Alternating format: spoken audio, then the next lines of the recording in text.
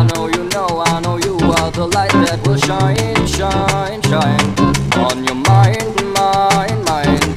Yeah, so bright, bright, bright, bright, bright, that will shine, shine, shine. Bright, bright, bright, bright, bright on your mind, mind, mind.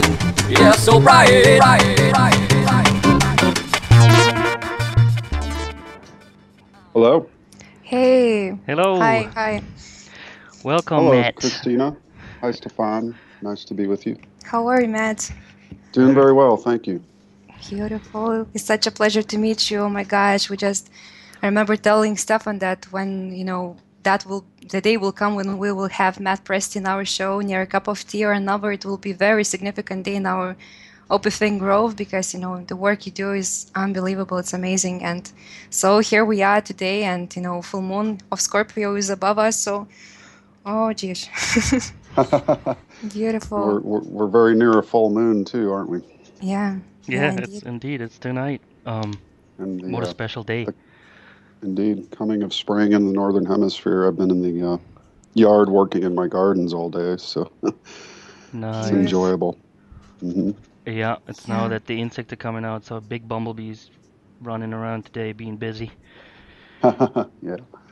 Where are you guys located? In Lithuania, and Stefan is in US. So. Oh, very good. Yeah. Yeah, I'm on the East Coast. We're in the same time zone, I believe. Okay. So the winter it took a little longer than everywhere else, but Farmer's Almanac says the summer is going to be long too, so I'm looking forward to that. Yeah, I bet you guys are ready for some good weather after all that snow. Yep. My gosh. Mm-hmm. Yeah, Indeed, that was a tough, hard winter. Oh boy. Yeah. Oh yeah. Very unusual one, I guess, right? Yeah, the extremes of weather. I mean, they say there's global warming, but then there's global cooling as well. I mean, the Russell said that the weather would force man to pay attention to their message concerning atomic suicide and how the weather patterns will actually get messed up by the release of radiation into the air and onto the surface environment. So, very interesting. Yeah, indeed. Yeah. And that is the core of your one of your works. You're not only into the Russellian science of Walter and Laura Russell, you're also an artist, a musician, combining your creativity with the investigation of that scientific side there. Mm-hmm. Bringing that into a balance, which is very nice to see on your YouTube channel. You have your own music as well as Russellian science-related videos. Yeah. Correct. Yeah, I really enjoy music. Everybody should have an artistic outlet, or at least if they had one as youth, pick it back up and nurture it, because it's really the most rewarding thing for the soul, I think. Yeah. We participate in something that we make ourselves that is unique and different than everything else. Yeah. We with Stefan ourselves are an artist, and we know how difficult it is, because we face a lot of obstacles every day in our society, which is not always welcome to dwell, or I should better say, is a bit afraid of dwelling into creative process. So it's very beautiful how you do those things and how you combine your lyrics and your lifestyle with that together. It's beautiful. Thank you. Yes, maybe just you could give some links, web pages to your work so that listeners could just go and check everything and to study them more. Yeah, it's my personal site is Matt Presti, MattPresti.com. All my links to the YouTube channel as well as The Secret of Light are there. Also, thesecretoflight.com is the website that features the video series, The Secret of Light series, which is 19 units completed this year on the works of and teachings of Walter and Lau Russell. Especially the science, but also the philosophy, which is very important to have that kind of a balanced message. You see the damage of just having the science in this world today, which is, a materialistic approach to life, but it's very important that you also have a living philosophy as opposed to a dead one. And basically, the living philosophy is putting the creator at the center of your own life, and that should be the center of science as well. So when science removed the creator from its own creation, we have this kind of pervasive anything goes materialistic philosophy of externalism, which only utilizes the death half of the wave of nature. There's an entire life charging, generating side of the wave that we have not yet discovered in our mainstream sciences. So that's really the crux and the core of the science that Russell brought was, of course, a book titled by Dr. Tim Binder, In the Wave Lies the Secret of Creation.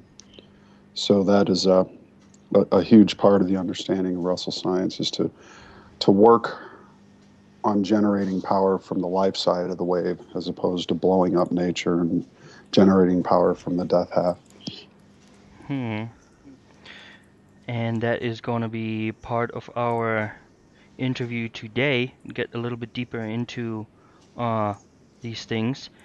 But before we do that, maybe how did you stumble upon or how did you get into studying the Russellian, I call it stuff, because it's not really just science, it's a philosophy in itself somewhat, it's a somewhat more holistic view than, as you said, than the scientific view that we have today. So how did you get to it, and was that part of how you found to yourself as well a little bit? Yeah, absolutely. I've always been questioning, what is consciousness? What am I? Why am I here? Where did I come from? Where do we all come from? Where are we all going? Those questions that have driven philosophers for several thousand years. So I was well on my way into investigating, different philosophical works, comparative studies on different religions, ancient Egypt, ancient civilizations, and just different aspects of that whole endeavor of trying to figure out those basic questions. And it was in 2006 I stumbled on a book in a used bookstore here in Salem, Missouri, called The Secret of Light, and it had a price of $2, and it was signed by Walter Russell. And so I bought the book and put it on the shelf for a couple of years, and later, around 2008, I read the book, and it had actually been everything I was looking for in terms of those answers.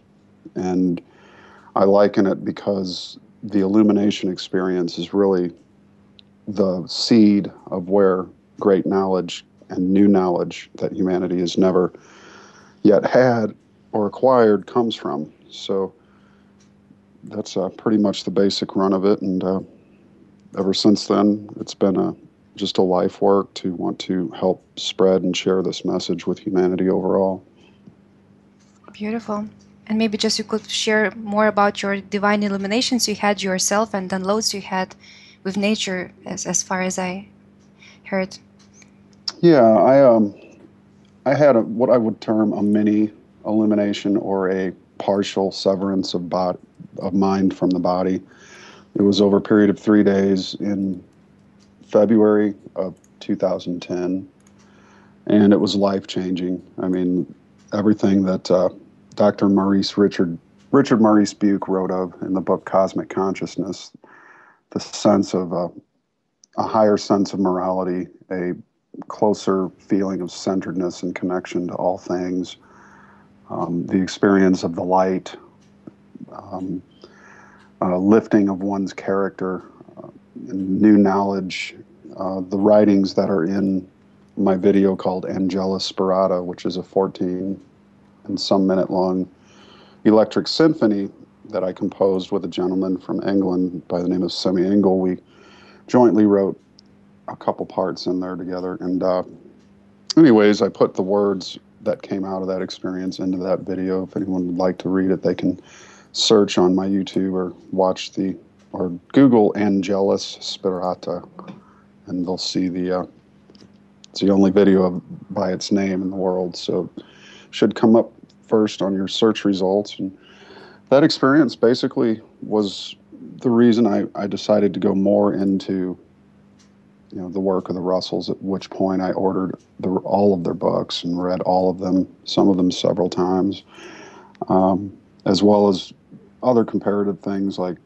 Dr. Richard Murray Buke's Cosmic Consciousness, which is a fabulous book that details what cosmic consciousness is, who it's happened to. Notably, under 50 people in world history have really, truly experienced one and written about it. So, but it's quite more frequent today than it was.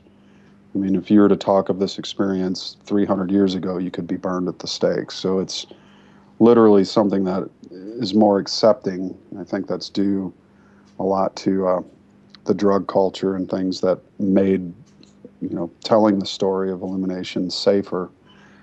But it certainly has differences between a substance experience and divine illumination. Divine illumination is one experience that is done sober. It's experienced while sober, so it's quite different than, and there's no sense of evil in the entire experience. But yet I find it strange that when people take substances, they experience demonic entities. And in fact, I would be interested to actually write a book comparing the origins of evil and finding the similarities between substance use and the encounter of evil versus why those who have divine illumination have no sense of evil at all. In fact, they say it doesn't even exist, that it's created by the minds of men. So, as the Russells did say, evil, sin, and shame are all self-created. There's nothing of the like in nature, which is God's thinking reflected.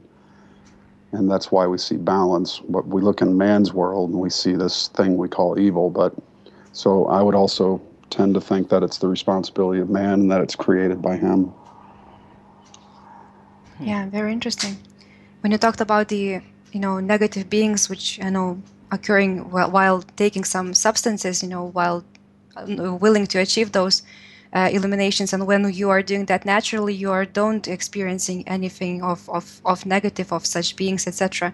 So maybe it's like because you are experiencing from only yourself, without any other substances, because substance is also an entity itself. So what do you think about that? I'd be in agreement with that. I mean, again, I've researched many writings and I have not found one divine illumination story that mentions evil entities. So it's very much a lack of evil, sin, and shame, an utter absence of it. But I have read many accounts and even experienced myself under the influence of an entheogen, a very dark kind of sinister force. And I believe that's what the shamanic world would call the trickster. So again, when you take a substance, you're bound to that substance, and whatever it wants to bring you, you have to submit to it, and it's not always pretty. But when you have that illumination experience, as anyone can read in Cosmic Consciousness, the book by Dr. Buke, there's no such experience of evil, sin, or shame in any of the writings of people who have had full-on divine illuminations. And the amazing thing about Russell was he had one that lasted 39 days, and they started for him at 7 years of age and would happen for approximately 1 week every year around his birthday. But he had major illuminations at 7, 14, 21, every 7 years. So he had 7 major illuminations. On his 7th one was 49 years old, and that lasted 39 days. And it's the longest recorded illumination in history that we know of. So, I mean, that's not to say there aren't people who have had longer, but their writings are not known to me, or at least to anyone else that I'm aware of. But it's very interesting, and it's a whole study and a whole field of its own. But it is ironic that the experience is always done so in a sober manner. So. Yeah, and it seems to be a stark contrast to the use of substances where under the influence it's kind of timed until the substance wears off, and then your experience is over. And 39 days, I mean, wow, that would be a trip on a substance. And from the words, we can also gather, alcohol, for example.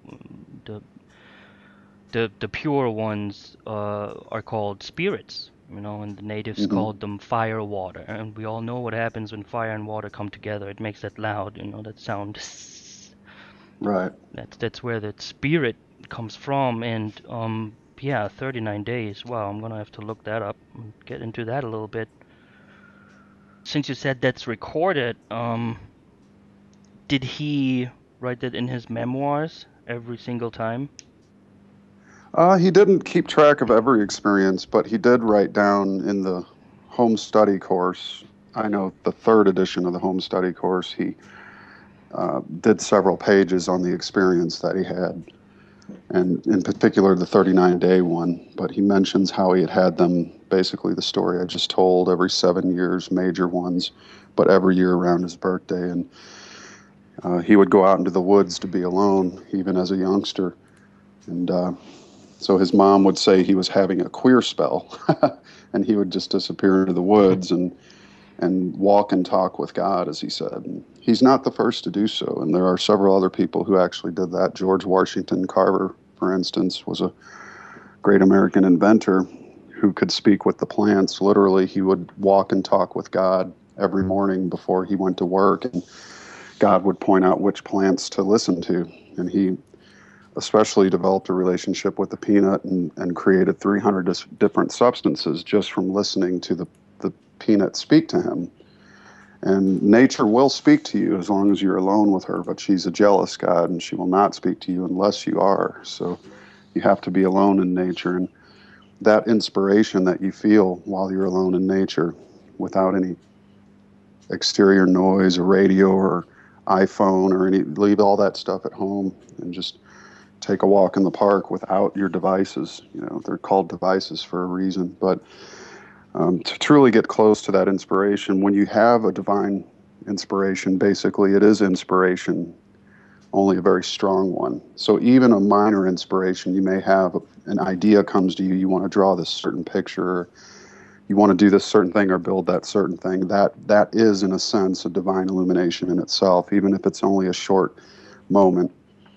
Many of the people that have had divine illuminations, they only lasted 5 seconds, maybe a minute to 2 minutes for some, and it completely changed their lives, their world, and everything.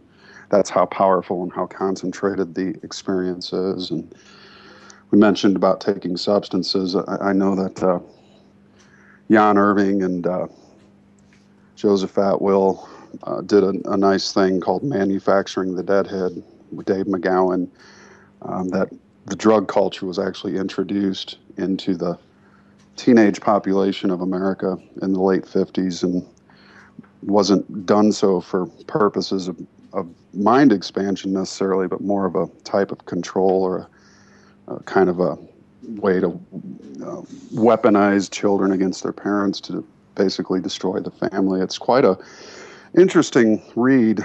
You can look up that paper, Manufacturing the Deadhead. But again, I think of the experience of illumination versus the substance experience, and I can't help but wonder why they're so different. And they are quite different from one another. But Yeah, beautiful. And maybe we can share what were the main major things, Walter Russell downloaded from those divine illuminations of 39 days. What were the major things he realized during them? well, definitely he was never interested in science, had rarely done any study of it or any study of astronomy, but he was shown the heavens and the mechanics of the stars and of light, and he wrote down some hundreds of charts and diagrams, which, became the basis of his entire cosmology. And the beauty of the cosmology is it's all divinely inspired. It's divinely attained through that connection to the Godhead within each human being for him, it was attained through himself. And as any artist or person who's experienced great inspiration knows, that idea for your song or your painting or your poem or your sculpting or any of those, your next movie project, whatever it might be, can come to you in a flash of light. And so the entire cosmology is a seamless one, and it's quite unique. There's no cosmology like it. It purports that planets are born from the sun because all things are born from all things and born from a seed, and that the sun is basically the central seed of the solar system, that the planets are born from it, and that moons are born from planets, so that we have this incredible way of conceiving the universe in a different conceptual light than a large big bang that just happens to be moving away from itself at an ever-increasing rate to eventually fizzle out in a heat death. And again, that's only looking at the universe with the death half of the wave in mind.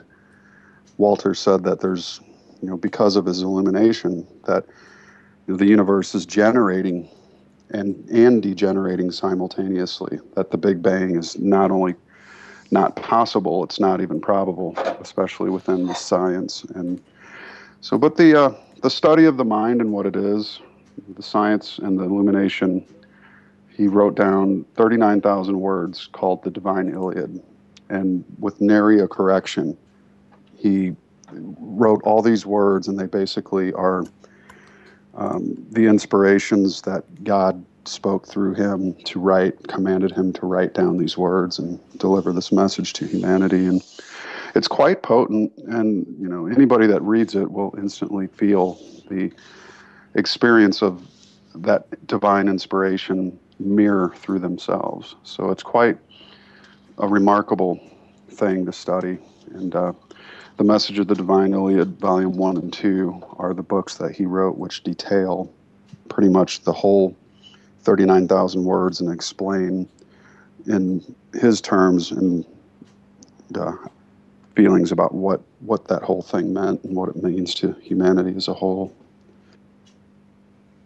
Yeah, magnificent. And also he talks a lot about the electricity and magnetism, the still magnetic light. And we just did investigation of phonetics again, electricity. It contains of such words like ill, then act, ra, see, and tai, like to see oneself in an affect universe and forget the causal part of creation of thyself. And Walter Russell talks about that a lot, and how it is important to unite those two polarities into one in the point of stillness, and why maybe today we live more in affect universe instead of more causal one. Why that happened in our society?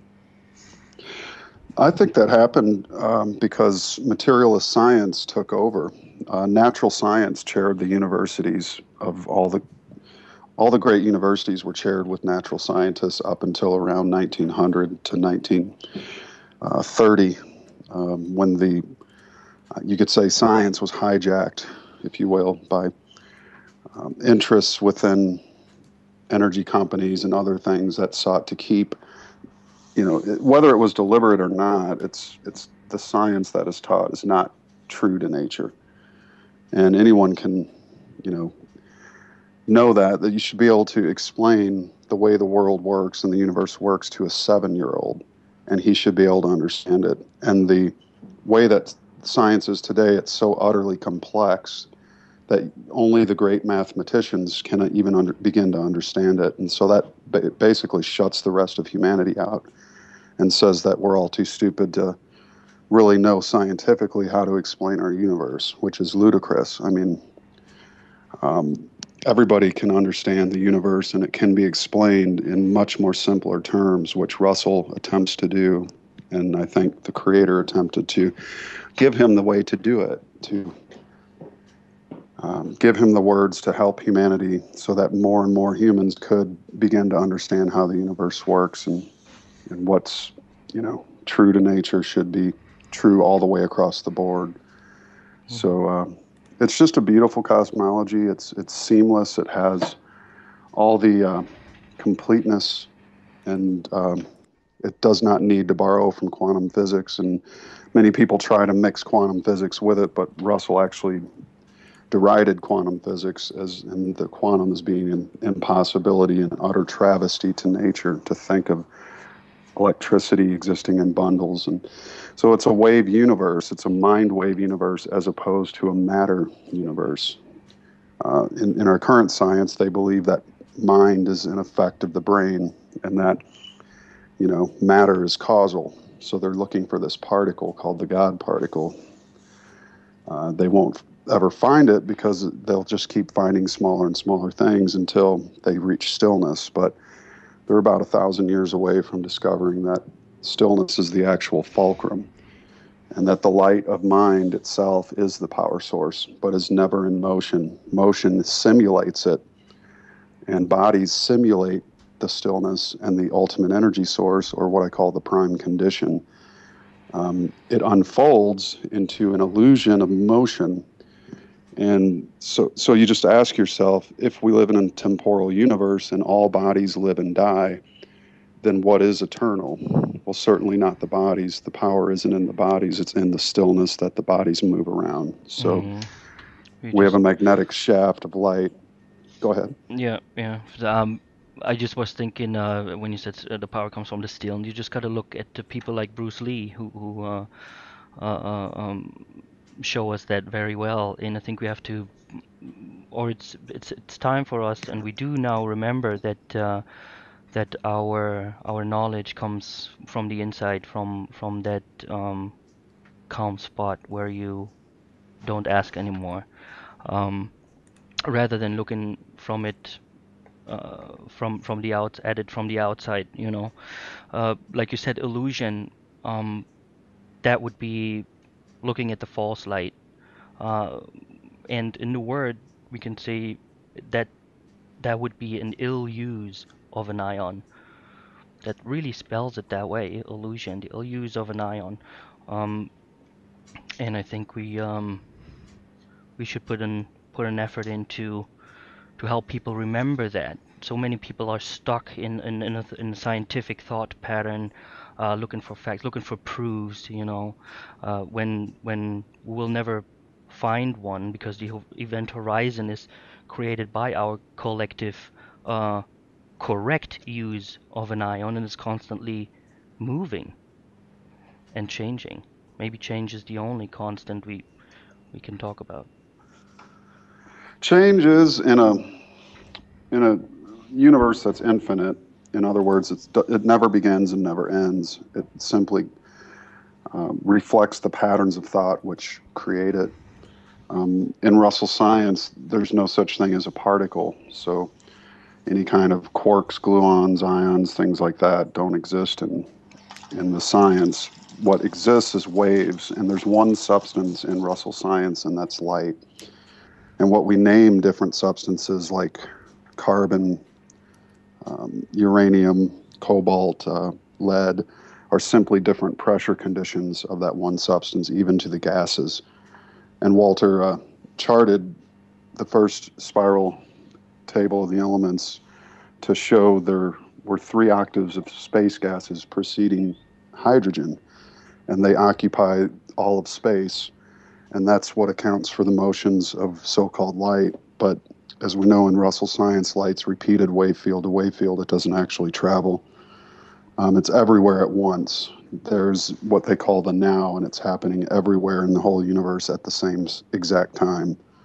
So the idea of light traveling millions of years is kind of ludicrous, especially when you consider the mirror cube models that have been made that demonstrate how light is basically repeated wavefield to wavefield. It's quite an amazing science, and what we conceive of as illusion, the reason we don't understand it is because we believe ourselves to be the bodies, as opposed to knowing that we are a mind that moves the body around, much like a driver of a car. But we cry over the bodies when they die, and fortunately we don't bury our cars when we wreck them, because that would just be a huge expense, and we'd have a bunch of metal going unused in the ground. But it's not to say that when someone dies, you should not miss them. Bodies miss bodies. But what the Russells really tried to get across was that don't be so into your body that you're ruled by it. Learn to command your body to be divine. And then all the matter in the universe, you can command to be divine. So all your creations, all the light, the substance of light that you touch, command it to be divine. And in that way, we can help uplift society by working on uplifting ourselves. And that's the only way we can ever change things that, will help to usher in a new world. I mean, we're going to have a new world order, whether we like it or not. So if we just sit back and let those who are in control deliver us their version, then we're certainly not going to be better off. But if people who desire to raise their own consciousness into higher and higher stratums of thinking and awareness can take part in a creative universe by being creative themselves, I mean, it's almost silly to me that people live in a universe. It's a creating universe, not a created one, as the Russells said. And how can anyone sit back and not take part in that process is confusing to me. But a lot of it's due to education. We're taught at youth to repeat and remember instead of to think and to know. So I think a lot of the children of this world could benefit from some instruction in natural science that the teachings of Walter and Leo Russell help to deliver. Yeah, beautiful. And I liked your quotation, like you once said that the only step we can make is to step out from this ruler psychopathy society and the only way to change everything is to outcreate them with our own creativity of that light, of that magnetic light, just to overcreate them with creativity. That was very beautiful. Thank you. Yeah, that's what they do. They take light and they mold it and then they sell it to us. Yeah. Well, we should make our own, and then give it away to each other, that we can enjoy the benefit of an inspired, uplifting form of art as opposed to a degraded, derogatory, and mindless and inspiration-less kind of dark art, which is more of a worship of the culture of death as opposed to, again, the death side of the wave. You look at Hollywood, it's all the death side of the wave. There's rampant, uncontrollable sexual appetites, which are monsters unleashed. The passions of the human body are unleashed, and war and death, and those are all the results of a lack of control of the self. And I forget who it was that said, we only have as many masters as we have vices, but how true it is. And we need to just definitely focus on bringing more light to the world and don't take part in those things that would help multiply darkness. We need to multiply the light. Yeah. Yeah, just the way I just see like electricity, magnetism, and those two polarities of creativity, like it's like head and heart we have. So head is like he adds something because he can't create, he only adds something and manipulates that, and heart is he arts something, he creates something. So this is exactly the situation we see in our society, and those electricity could be the head, this thinking, logical side of the things, and heart creating magnetism of the things. That's very interesting. Yeah, it's very well said, because in a sense, Russell said there is one force in the universe, and that's electricity, which is a result of God desiring his imaginings to exist. So the thinking is electric, and then the return to the stillness is not a force, but just a release of the force. Electricity does a seeming two things. It charges and discharges, but the discharge does not take any effort. Everything will charge. That is the effort. It is an effort to breathe in. Just like when a baby's born, the first thing the body of the baby does is breathe in when it comes out of the womb. They might have to spank it or, suck the stuff out of the nose and throat, and then the baby takes in this huge gasp of air. And what is the last thing a body does in its existence? At death, it exhales. So, literally the entire existence of man is the in-breath and the out-breath. And so the in-breath being the charge or the electricity, the out-breath being the return to the heart or the stillness. So yeah, that's well said, Christina. Beautiful. Yeah. And maybe just we can linger on now to another thing is you also said that the more we vibrate, the farther away we are from Creator.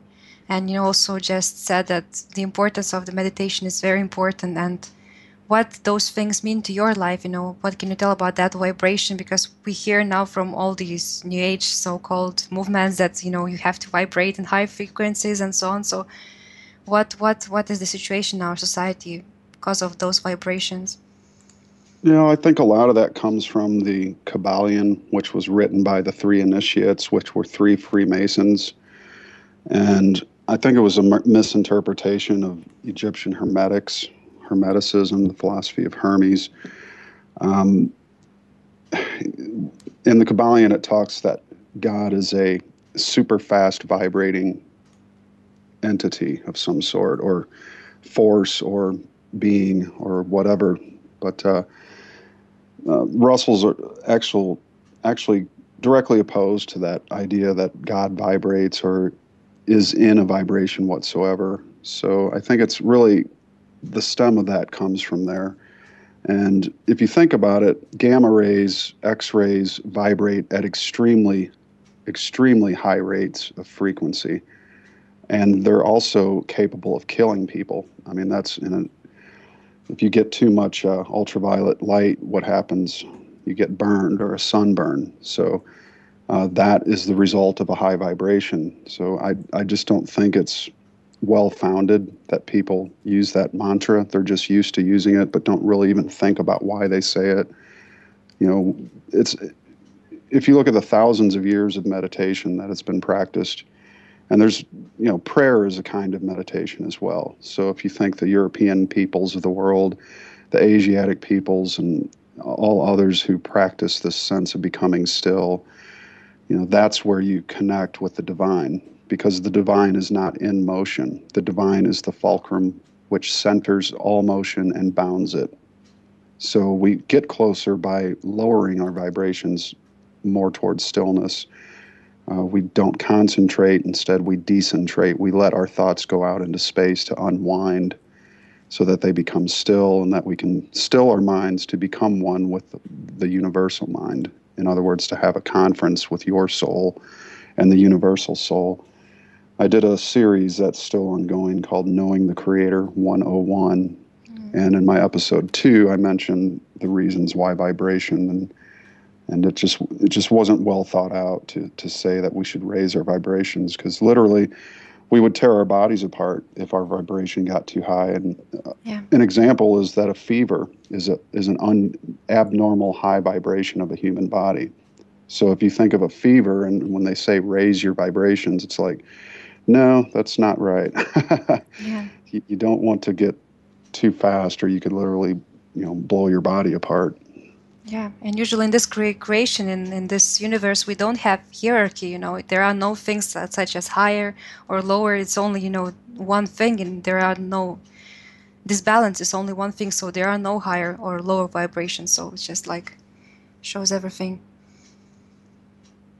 Yeah, there things do cycle. You have cycles, like hydrogen is one ring in a cycle, where plutonium is 93 rings. So that is a vibration in the sense that one is not detrimental to your body. The other can be if too much exposure to it. But literally, that's the reasons the Russells wrote Atomic Suicide, was to say that these transuranium elements like uranium and plutonium should be left in the ground, because they're extremely highly vibratory elements.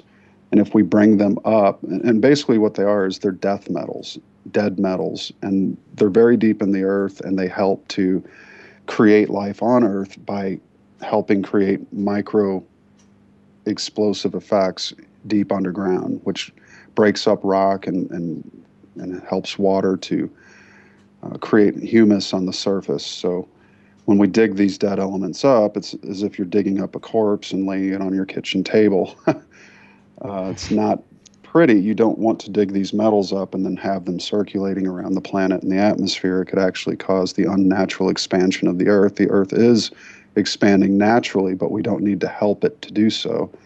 And we could actually violate the normalcy of the Earth, creating extreme weather conditions, which is what we're seeing. And we've only been using radioactivity as a fuel for, or uranium elements as a fuel for about 65 years or so. So I mean, it's a delicate balance, and if you don't have the knowledge of how the universal mechanics of nature work, then it's as if you're walking blind through on a high wire trying to get to the other side that's miles away. So science would do well to listen to the Russells, and especially the book Atomic Suicide is the cream of the crop of scientific investigation, and the teachings that they did are the fullest and in their best form in that book. So I recommend that to anyone out there who's interested in the science. And what are the words that you know, the taught people, the science people, choose to describe or explain why Walter Russell is not the thing to look at? And yeah, how does that come upon? It's mind-boggling to me. Yeah, it's easy to figure out once you get into it. You know, you have two opposing ideologies. One is, you know, this is a universe that is created by matter. There's a very small particle called the primeval atom that exploded and created all this beauty that we see before us, and that humans are just a result of the sludge that was on the earth that was struck by lightning, and then so and so and so. And mind is an effect of the brain after millions of years of, you know, living in caves. But I think the jury's still out on the origins of humanity. I don't necessarily think we were altered by aliens necessarily, even though it's apparent to a lot of people that they believe that, but I'm just not fully convinced. In the mind science, which is mind is causal, that's what the illuminates around the world pretty much teach. You know, to love ye one another is the basic rule of life. Do unto others, or, you know, what you do to another, you do to yourself. You should really, so the difference lies there in that it's a mind wave universe according to those who have experienced the divine light, and that it's all good, it's all divine, and that the only evil we see in it is the imbalance created by the thinking of a species, which is us, humanity. You know, our reflection is not pretty because we don't have the knowledge of the balance of the universe. If we did, then our reflection would be beautiful as well, but we have not discovered that which is truly beautiful within ourselves, which is the light of the eternal creator. And what science did with its materialistic approach, I call it materialistic externalism, is they removed God from the science, which damned it from the very beginning. And as Stephen Hawking said in his book recently, that God was not needed to create the universe. That's like saying, if that's correct, then that should be true universally. In other words, a car is not needed to drive itself. A bridge does not need an architect or a mind to design it. It can just build itself. That basically creation just created itself is ludicrous, because anything in the human world that you look at, anything at all, whatever it is, was first the idea in the mind of a man. And he had to do one thing for it to exist. He had to build the body for it, to house his idea. But it is not the idea which it simulates, just like the paint on a canvas is not the artist. But the painting is a representational body of the thinking of the artist. So the universe is not the creator, but it is a representation of the creator's thinking. Very interesting. Yeah, indeed. Yeah. Maybe you just can share something more about the cubic wavefield model of creation, the thing you just showed in your videos, how you're just looking at that cube and you're seeing fractals within fractals and how that works. That's very much like a a holographic model, I think, is very close to Russell's work as well, and probably would be in agreement that that is a correct way to view the universe. We are wheels within wheels, as they say. The small contains the large, and the large contains the small, and each is, related, intrinsically woven together in a sense. So what we see in the motions of the DNA spiral is the same movement we see in the motion of a galaxy. It's the twin opposing vortices which surround every so-called particle of matter, which is more or less the crest of a wave. Any particle, or actually we'd call them elements, all the elements are waveforms that are different pressure conditions, tighter, looser, whatever it is. But the cubic wave field model demonstrates how light does not travel, in the sense that it also demonstrates the illusory nature of the universe. As you can know that there's only really in reality 6 mirrors that are facing each other. But when you look into it, you see an endless radial universe. So it's very amazing model, especially that I believe it was Russell in the end section of Atomic Suicide proposed that you could take 6 mirrors and face them together, and you would see endless repetitions in all directions. So that's again, it's just one more aspect of the cosmology, that cubes and spheres are the sole working tools of creation, and that they basically each becomes the other sequentially, sometimes trillions and trillions of times per second, and some just once or twice, every 11 years, for instance. The sun breathing in and out, it's breathing in space over a period of 11 years, and then exhaling through its equator over a period of 11 years, where the human body will breathe in 25 to 30 times a minute and breathe out. So all bodies breathe, all bodies pulse, and the wave fields around every body, be it a cell or a human or a planet or any spherical thing in motion, is bounded by planes of zero curvature, which are known as cathode planes. And those are the sides of the cube, the faces, the 6 faces. And then your corner points, your radar reflecting points, are those points where the anode condition is existent, where the spiraling vortex motion, which the cube bounds and controls, winds up into the crest of the wave. And so the unwinding of the crest returns to zero. Basically, that is the nature of the whole cubic wave field model, is that it's a breathing, living, pulsing heartbeat, and that all bodies in motion exhibit this, from an element to a galaxy. Yeah, beautiful. Very inspiring.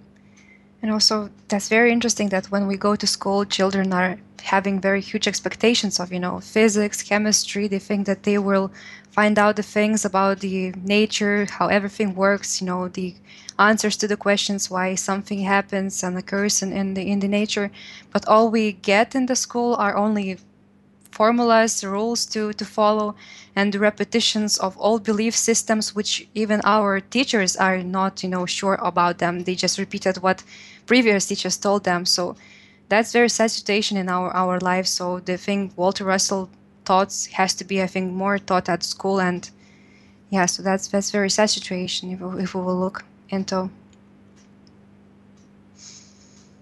Yeah, he dropped out of school 9 years old. The 4th grade was as high as he got, and he said in an interview once, or one of his teaching sessions, that's one of his rare talks that are on CD, that he was removed from school before he was ruined by it, and that God had basically been his teacher, and nature has been his only teacher throughout his years following. So very amazing statement. But then you look at the life of the man, and in fact the life of any genius, and they generally tend to do very poorly in school, but they always seem to do 10 times more than even the top people with the most degrees. I mean, Walter Russell was so masterful. He mastered all the 5 fine arts, not to mention figure skating. He was a master horse trainer.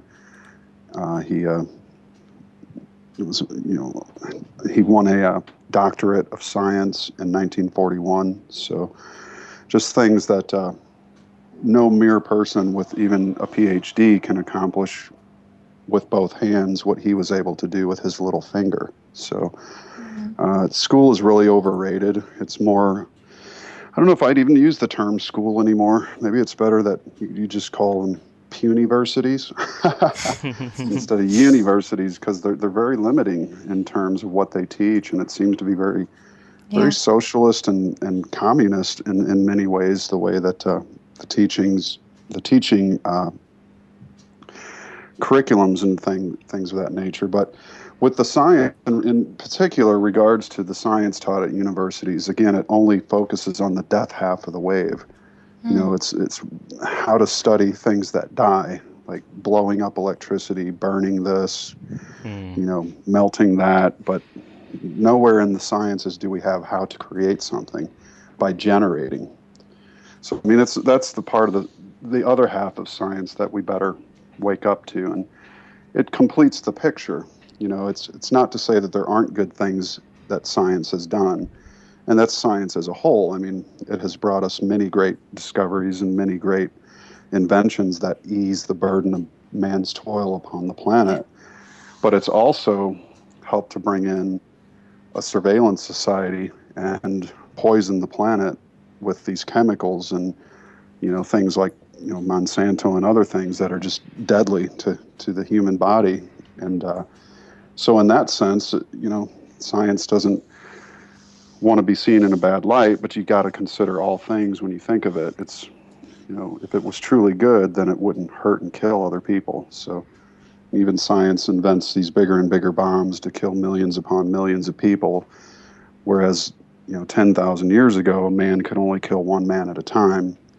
But we've multiplied the art of killing in our world, and so we have nuclear missiles now and the threats of nuclear war and all this stuff that just never seems to go away, because man is not spiritually evolved enough yet to handle the technology that he's wielding. So we're in a very delicate balancing act, and one idiot could, make it possible for the ruination of the entire human world just by, of course, you see that Russia is buzzing Alaska with nuclear bombers because the New World Order is trying to push its way forcefully around the world, but some things are opposed to it. And it's quite a drama we're in, isn't it? Yeah, and that only happens because we are looking only through one angle of the view. Like, for example, in school, in biology, anatomy, we're looking and studying the body that dies, the effectual body, but they are struggling with studying the spiritual aspects of it. But for example, if you go to, I don't know, some art studies, you will see not only the body that dies, but you will look into the soul of the thing. So that's very important. And if we will do something more about that and we'll do more such things, there wouldn't be so many wars. I have something to add to the word school. It's really an odd word. I went to Ireland once, and there's a place called Skull. And if you look on the map, it actually looks a little bit like a skull there. But they say they got the name because they had that was the first school of Ireland. So there was right in front of me together skull and school, and how this dead information you speak of is being put in the skull. And we even say, when we study too much, like my head explodes, comes together that way. Yeah, it does. And I mentioned manufacturing the dead head earlier. If you think of the word dead head, like Grateful Dead, the hippie movement, all that, what does that mean? Do people even really think? Right, the dead head, the no non-thinking, no thinking allowed. But yeah, I mean, the death half of the wave is everything that science uses to try to tell us what life is. It's in other words, it's looking at the universe and all life as if it's only an exhalation.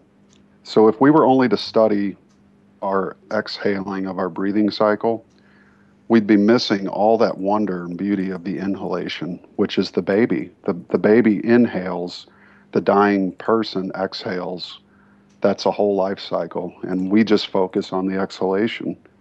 Our entire world is focused on the exhalation and ignorant to the inhalation of nature. And that's the mind. I mean, that's what to be a body dweller is, to literally be so tied to your body that you have no idea that the mind is more than just the body. And that's why some men and women can become geniuses, because they become aware of the light within them. They're able to tap their own divine source and command the matter around them to become divine, because they've become divine through the recognition of their source itself. And so people are able to do very great things compared to the mediocre. So, and basically that's the difference between genius and mediocrity. Is genius recognizes and multiplies and unfolds the relationship with the light inside them. And that's a beautiful thing as to why the science and philosophy and the teachings of the Russells are cult proof, because they don't ask you to worship anything. They just, they teach you how to pay attention to the light within you and to use it to manifest whatever kind of a divine life you wish to manifest. And that's the beauty of it. There's no, everybody wears the same color shirt at this university. It's literally a self-unfoldment process. And it's just, and it comes from a man who did it. He didn't just talk about it. He actually did it. So, he had 11 degrees conferred upon him without having ever graduated a high school. So, having only a 4th grade education, that's pretty amazing. Most people I know who pay to go to school and have PhDs only have one, but he was given a doctorate in 11 different, or conferred a doctorate in 11 different deals. Pretty amazing. Yeah, indeed.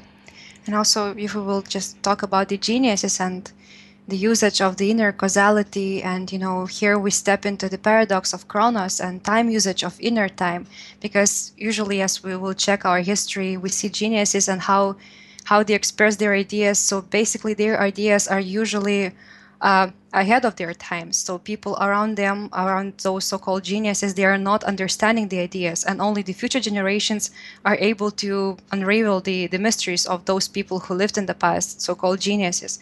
So this just shows me how interestingly those geniuses are able to work with the time. So in this case means that time doesn't exist at all. So time is inner thing, inner understanding of the thing. So if you it's not about the genius, it's the way of balancing things and using them. And in this case, you are able to step in the future and go to the past as well. So it's only about this moment of stillness. So hard to explain. Yeah, well, if you think about it, time is like a tape measure. It has no existence, really, in the reality of things. There is no such thing as the past or the future. Somebody once said, the past is history, the future is a mystery, now is a gift. That's why we call it the present. So time really is just a measure of motion. If we had no motion, there would be no time. So when you become still, or you work from a still center, in fact, I do this all the time, whether it's working in the yard or working in the studio, I'll have no awareness of time at all. And hours will go by, and then I'll look at the clock and go, where'd all that time go? Not that I'm worried about it. I don't actually consider it much anymore, but I think it's a hindrance in a sense. It's like if you were to walk and measure each step with a tape measure while you're walking, that's the equivalent of looking at your watch all the time.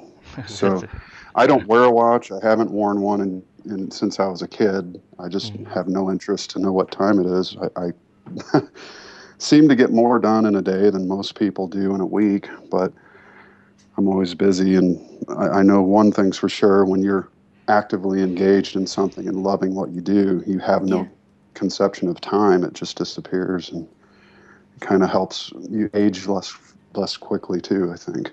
Yeah.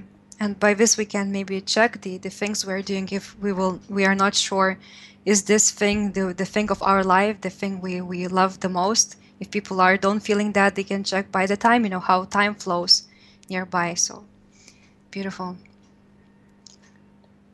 Thanks. Yeah, I have a friend that does the same thing. Is telling me the same thing, that he goes out to nature and he climbs rocks, and then he also is a musician. So and since he's been doing that very consciously to himself and taking that time to himself, he says, I feel like I'm getting younger. So that still point really seems to be part of you know the spring of life, or whatever you want to call it. Kind of interesting. Yeah, it centers all of us. I mean, all of us have a fulcrum of divine light within us. And if you look at the light universe of 93 different elements that we call different, that are different pressure conditions of the one substance, and you think of that in terms of being light with a lowercase l, but then if you think of what the divine light or the still magnetic light is with an uppercase, capital L, IGHT, that is the light that your eyes cannot see. That is the light you would. Everybody has a divine illumination twice in their life. Everybody on the planet will have this divine illumination at 2 times in their life.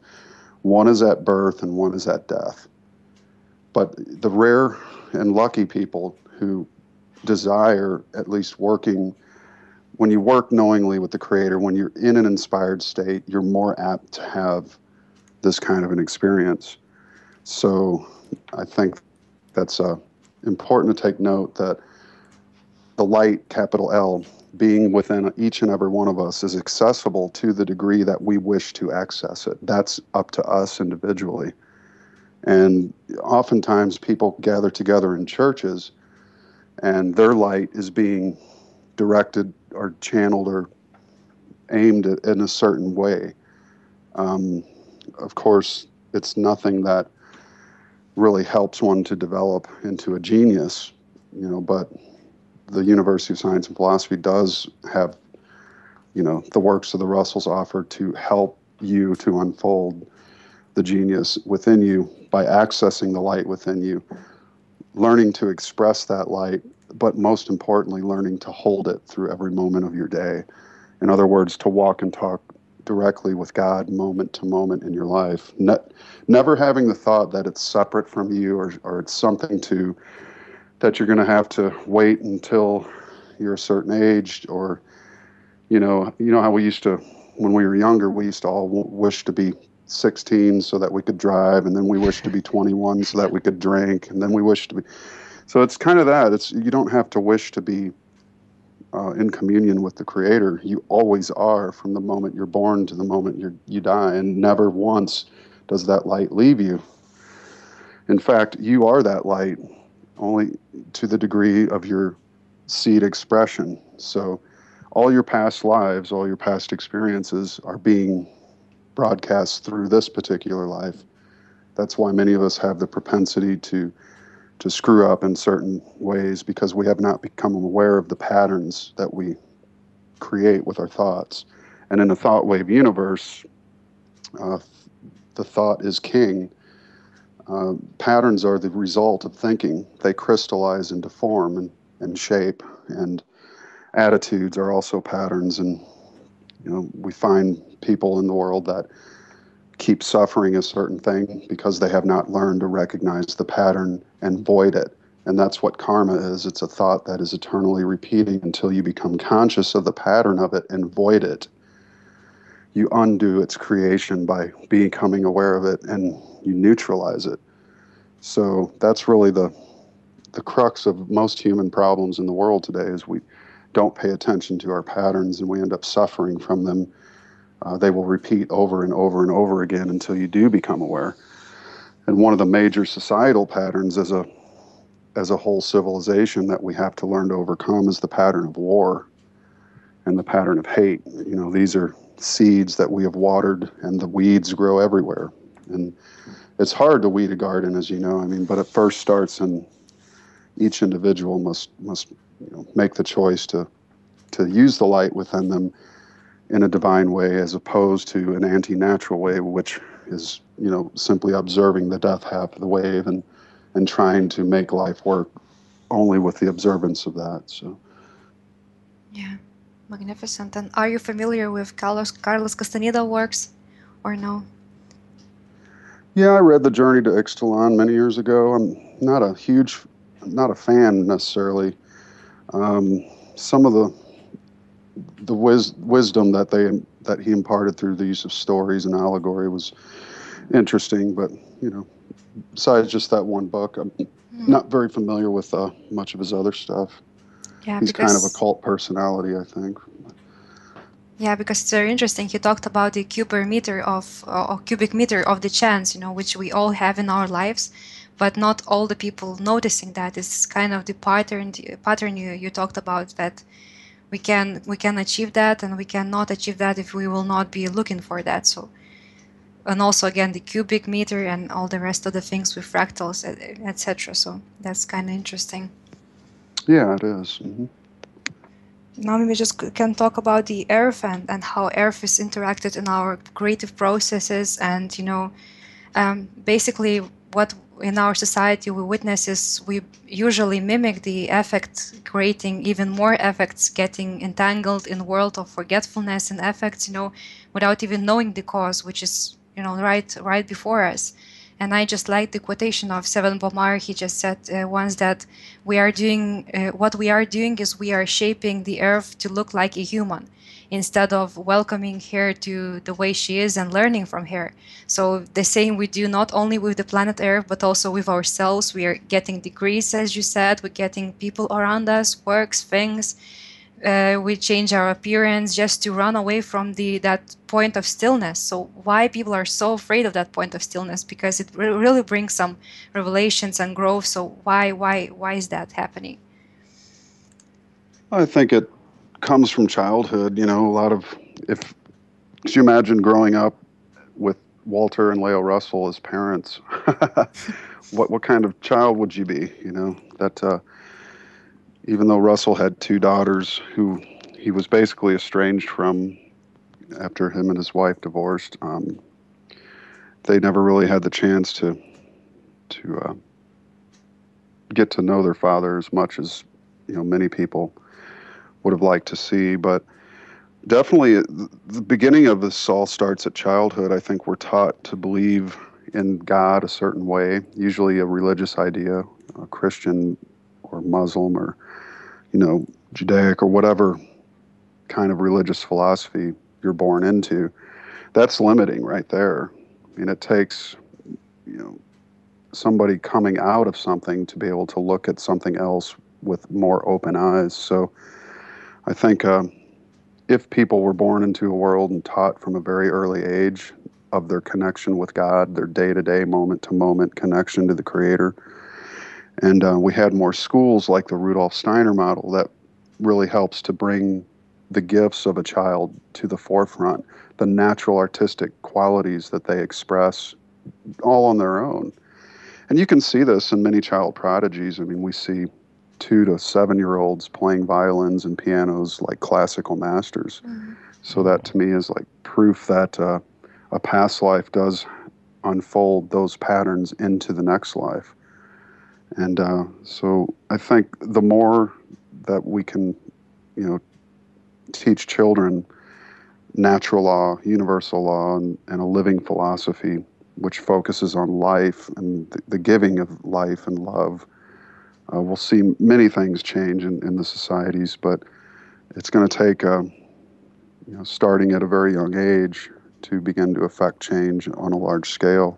I think that's why so many of our religions seem to fail at such things as helping to unfold genius, helping to actually, have a connection to the Creator as opposed to going through a priest or a cleric or a pastor or a father, or whatever you wish to call them, clergy. It's just, there's no there's no teachings that are in the lives of people that let them know that there's this light within them, that they are the creator to the degree that they can unfold their talent. They can, utilize their connection to bring divinity and command matter to be divine through the right application of, your creative processes. It's a good question. I think it's going to take a lot of work and effort, but I think it's definitely going to have to involve teaching children from a young age, and then we'll see definitely as their minds progress and become more open and more artistic, very much change occur in human civilization. Yeah, indeed.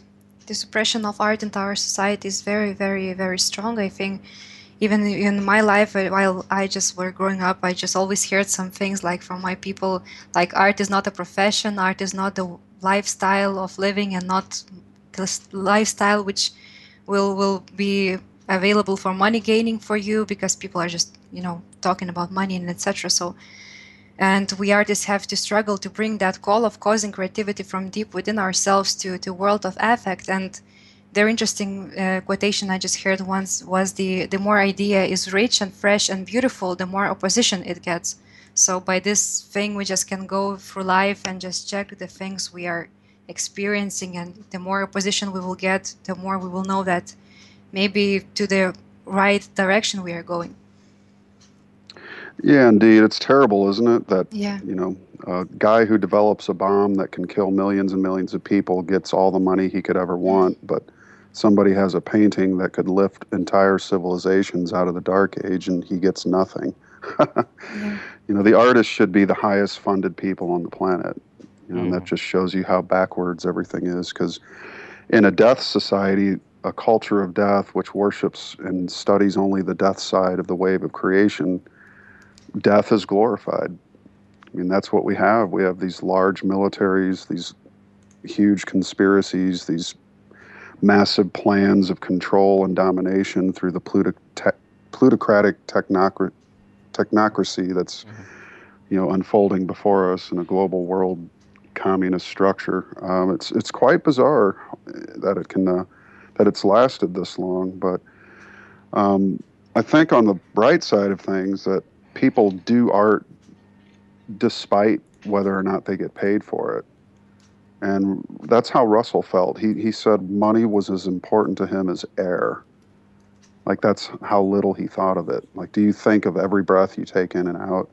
Well, Yeah. some people think of money that way. Like, every single second they're dominated by it, the need for it. But it's simply just a tool, even if it is interest based on usury, and which is taking a little, of course, but which results in deficits. But ultimately, it's just a tool, and just like a hammer, you can use a hammer to build a house or to crush a man's skull in. But it's not the tool's fault. It's just it's a conceptual body for barter and trade between humans. Yeah. Interest-based money charges you money to use money, and that's wrong. In many religions, that's wrong. Yeah. It's actually resulting in a huge global risk of economic collapse. So I just hope that humanity is strong enough to make it through such a thing. And I think if you look at things like Argentina, where they had their money system collapse, they immediately began bartering, systems of trade, and so it's generally the artistic and artful, heart-based people, living from the heart, that keep society meshing and going. So it's I'm confident that humanity's made it 300 generations. We've made it this far, and our forefathers carried us to this point, and I don't think we're going to give up yet. We'll make it. It might be difficult, and it is getting difficult. Times are difficult for many people, but I think a lot of it is just keeping a positive attitude, and when you learn to do things for the sake of creativity as opposed for money, you can't help but do it. So that to an artist, it doesn't matter if he's getting paid or not. It would be nice to see artists get paid the most money, because they could literally change the world. But I don't think we'll see that in any time soon. Yeah, I think Yeah. every tool, can become an instrument by putting the spirit into it, the intention that you have. Hopefully, it's good. And the word says that too.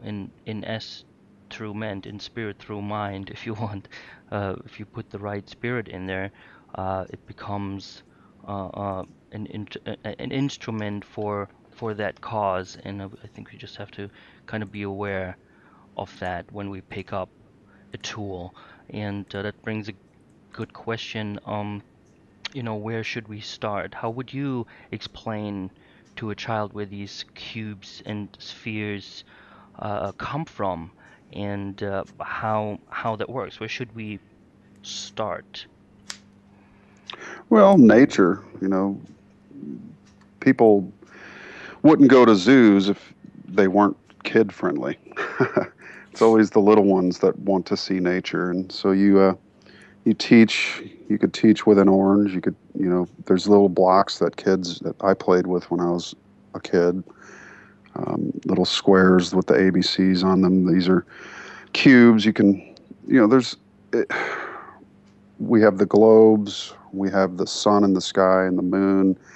I mean, this should all be part of a education of a child, because these are things that we can see and that are demonstrably there, that exist. And so, yeah, it's how would you teach the cube sphere model to a child? That's a good question, and probably would be good to develop a kid's home study course, a kid's version of it. Hmm. So that's something that I would like to actually look into doing, that would greatly benefit the in aiding and teaching this, and maybe even help some adults. So, but yeah, it's just the hard part for the science is unlearning what you've learned. That was my most difficult part, was just trying to stop relating it to what I thought I knew. Which I studied quantum physics, and I couldn't. I ran into walls when I was trying to reconcile it, and I just had to throw all that out. And of course, I began to discover that different things weren't accounted for in Russell's science, like black holes or big bangs or dark matter. None of that exists. No quantums, no particles, even just all as elements and all as waves. And the waves of motion create the different elements that we call substance. So, but yeah, it would be great to develop a course that would teach the philosophy and the science to children, especially the younger levels.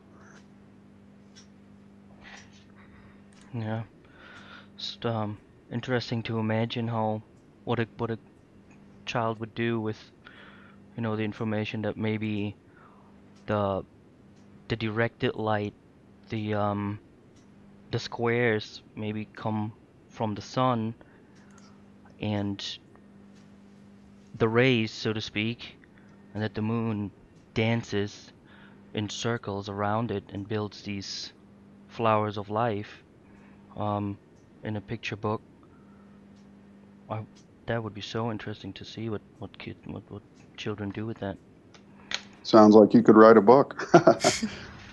Well, Yeah, but we just had a show on with the guy who's actually just finishing that book on the 19,000 years of peace and the cycle of flower of life, which was really interesting. And one of these attempts, to cut it down and bring it on a 2D perspective with pictures and words, very tough to do indeed. I think we all together, coming together and working on that will, and of course with the help of the children, because that's the mirror right there. Maybe we can learn from them again. absolutely, because they are our great great grandparents, born again. Yeah. They come back, and everybody comes back. Nature is repetitive. Russell's really truly felt that nature screamed reincarnation. Um, and of course, the idea of all humanity. All things come from a seed, even children. So The seed, of course, is where the image is. You can look at an acorn, you will not find a 50-ton, 100-foot tall oak tree in it, but it's there nonetheless, and its pattern becomes exactly that which had been imagined by it. So that which imagines it becomes. So the Creator is the great maker of all nature, and man is the great maker of his own world. And we can't blame the Creator if our world doesn't work. We have to rethink our thinking and constantly upgrade the way we think. In other words, think three-dimensionally as opposed to two-dimensionally. What would the flower of life look like if you made it three-dimensional? Some of the work by Frank Chester, lately he goes on to actually show that. So that there's much upgrading to do in these next several hundred years. You know, we are the seeds of the cosmic age. You know, you've never had any time in history where as many people asked as many questions, and we're trying to get to the bottom of things like who are we, why are we here, and where are we going. And with things like the internet, which help us to talk from 3 different places on the planet, all in the now here, with maybe just a little delay. But it's an amazing thing to think that all of us are on this path to helping multiply awareness and bring upgraded thinking to humanity at a very critical and needed time. It's great to be part of it.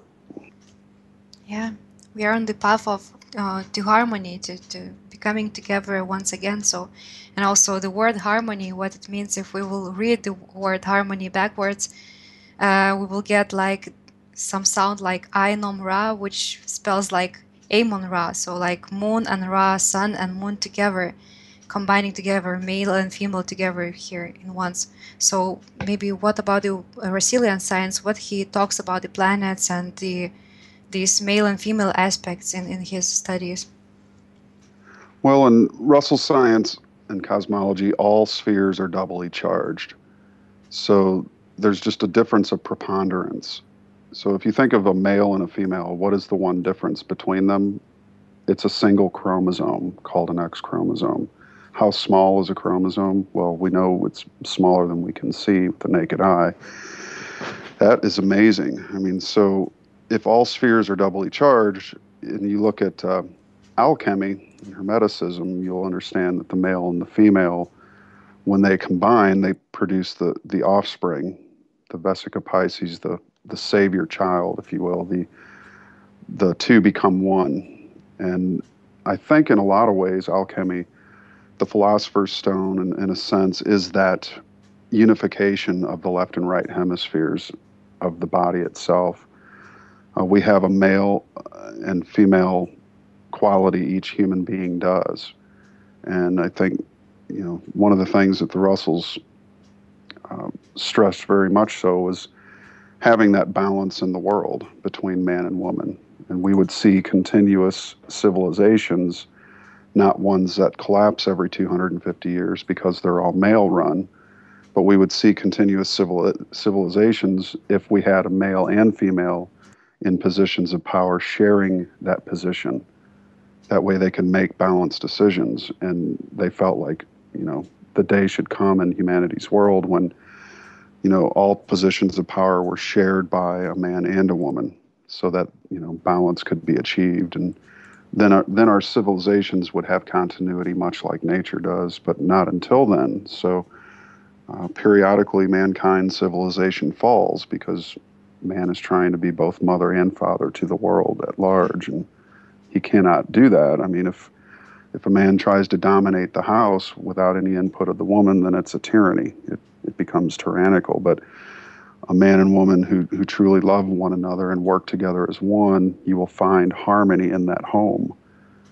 And, you know, people are very apt to want to go out and change the world, but their own home is out of order. So, you know, how do we change the world? We get ourselves in order, and you remove the chaos by becoming orderly.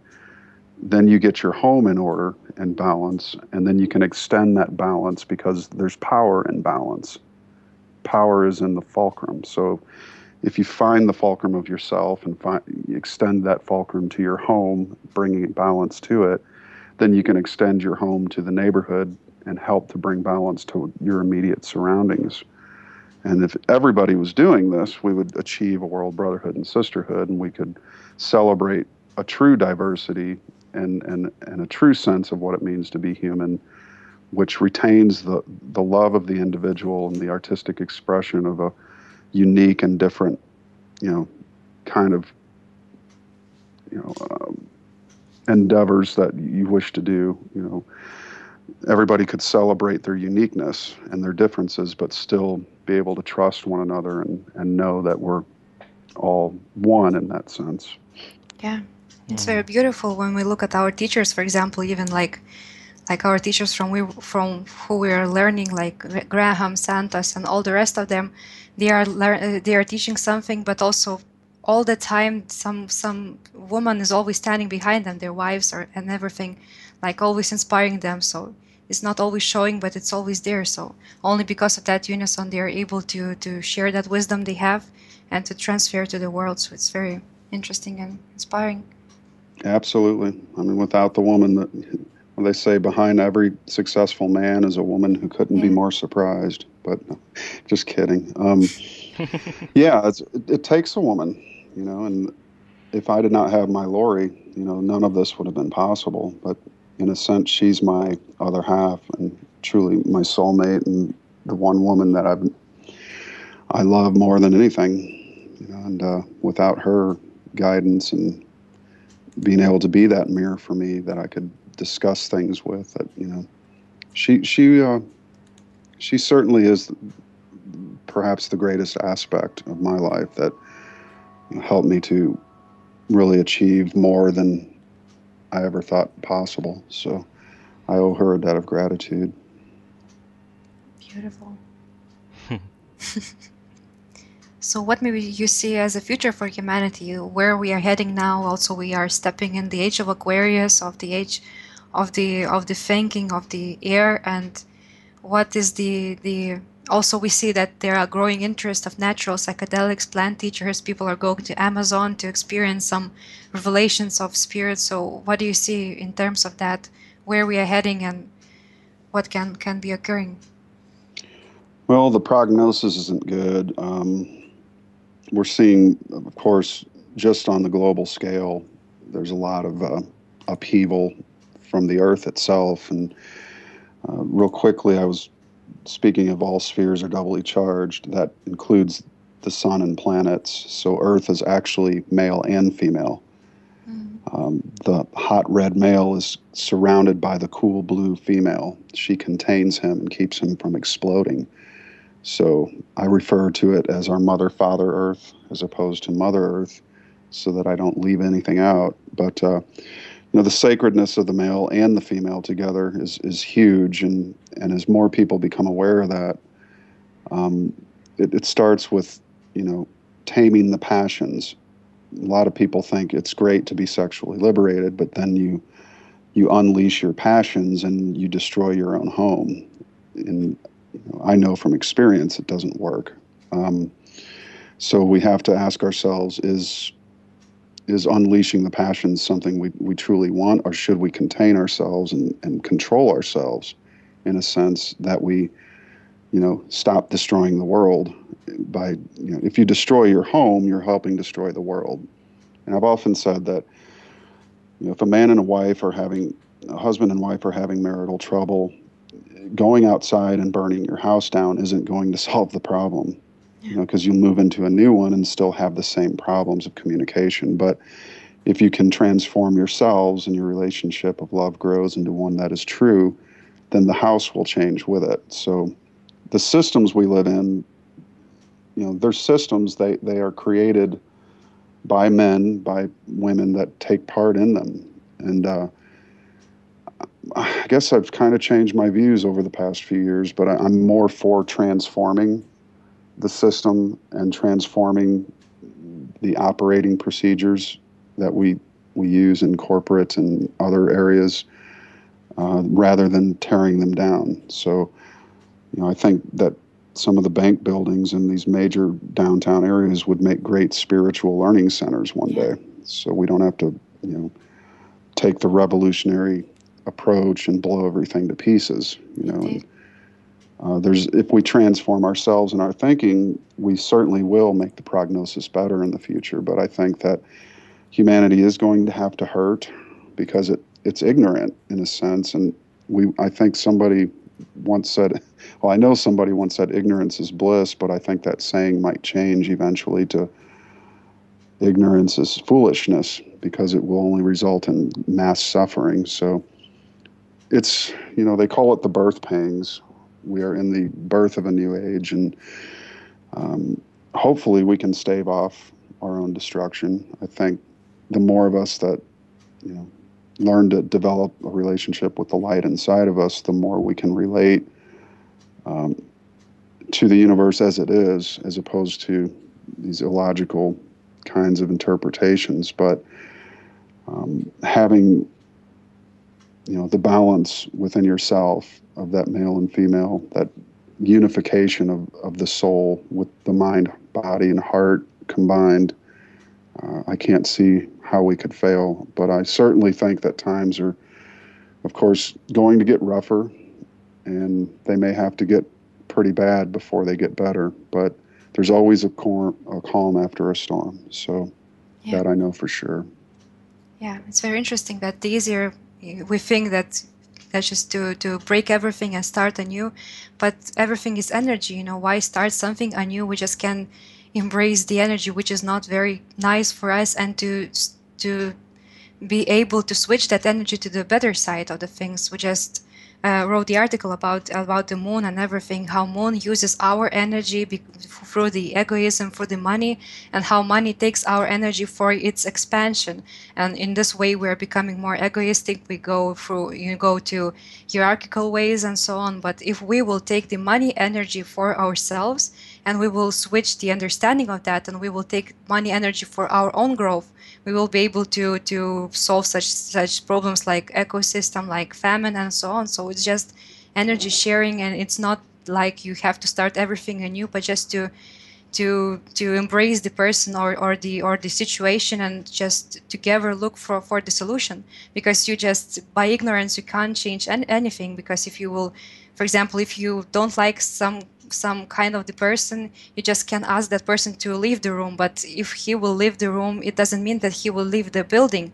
And while he will walk outside of the building, he will even be walking the wider space of the area. So you just, why always play this game instead of just coming, embracing everything, and by this double force you just can achieve something more.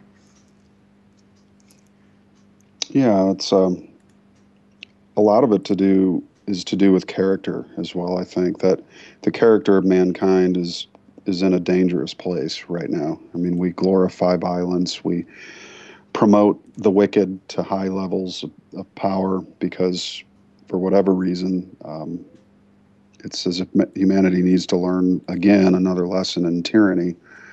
But a tyrant is always elected by his own people. That's the strange thing. But when it comes down to the situation we find ourselves in as far as transforming society, I think developing your own character. If you're in a video game, the stronger your character is, the better you can play the game.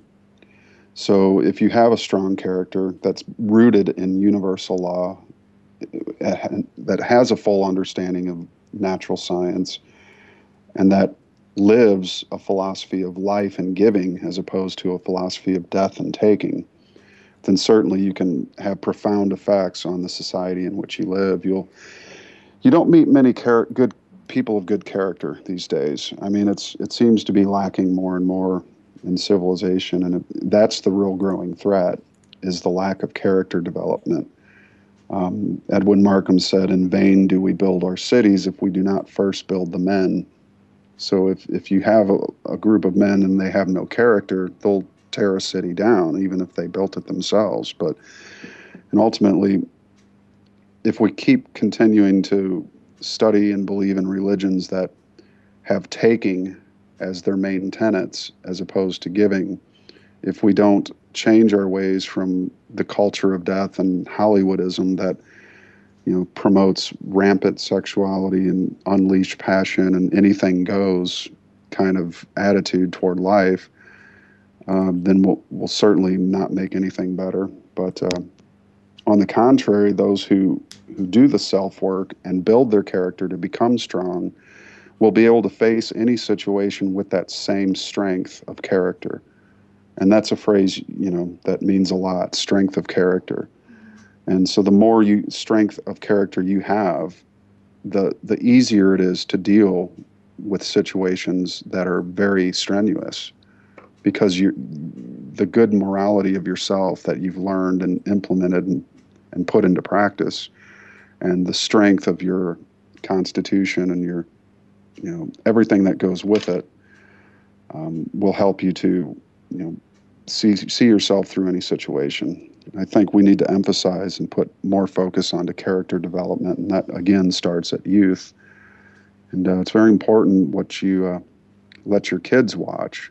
A lot of people I know just plop their children in front of a TV set, and their characters are shaped and molded by the values of that kind of a system, and that's dangerous. So, I recommend to parents that, want to see strong and profound characters come from their children, that they help foster with them a relationship in nature, help them to develop the things that they're good at, their talents, and how can you see the talents of a child if he's staring in a daze at a TV?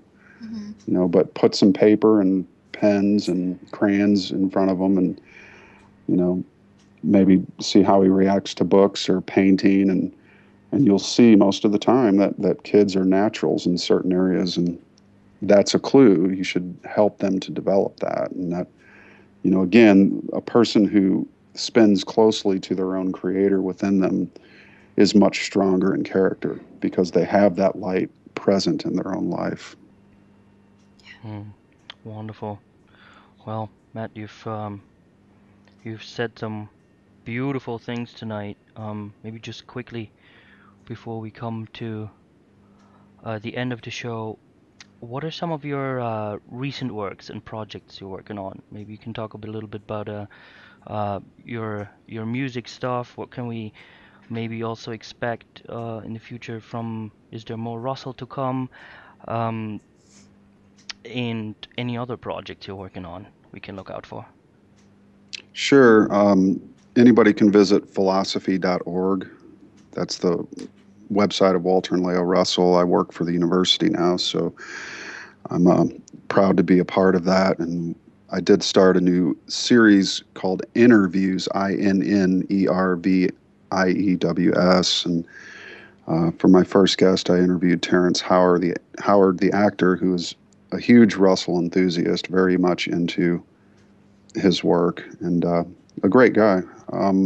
Also interviewed David William Gibbons from the UK, who's an international broadcaster and historian, wonderful person. We have a series on the Divine Iliad, which is ongoing. We're up to 32 episodes, and we'll be doing more over the next few weeks. So we discussed the book, The Divine Iliad, Volume 1, and we will probably in the next few months be moving into the discussion of Volume 2. So those are profound works that introduces the philosophy and science into book form. And aside from that, I just continue to write. I haven't done much music writing because I've been working in the yard so much. I just 8 hours a day, it seems like. I'm out there an awful lot and doing a huge vegetable garden this year, and I've been spreading out 6,000 pounds of mulch. I'm staying quite busy, and nature is my gym. So well, that's a good excuse.